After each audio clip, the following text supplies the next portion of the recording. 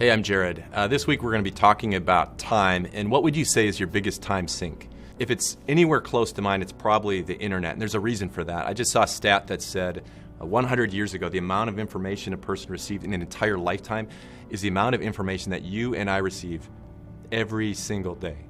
I looked up what the number one searches were from last year, and they were this. How do I use the update for Snapchat? How do I solve the Rubik's Cube, that's legit, I looked that up. And then how do I receive legendary marks? I had no idea what that was, so now of course I added to the stats by looking that up.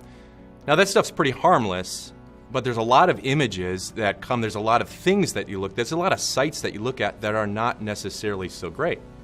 God issues this warning. He says, be very careful how you live. Not as unwise, but as wise. That means take stock of the things you're looking at. Take stock at the things that are going in your brain.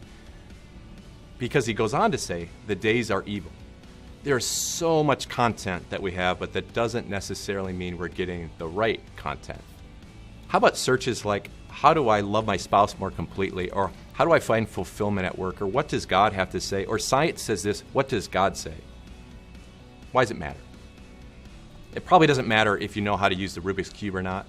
But when it comes to time, there are images that you never forget. And these images and these videos and these sites change the way you look at yourself. They change the way you look at relationships. They change the way you look at God. And you don't just have any God. You have a God that loves you. You have a God who cares about you. You have a God who really is concerned about what's best for you so that you can have life, as Jesus says, and have it to the full.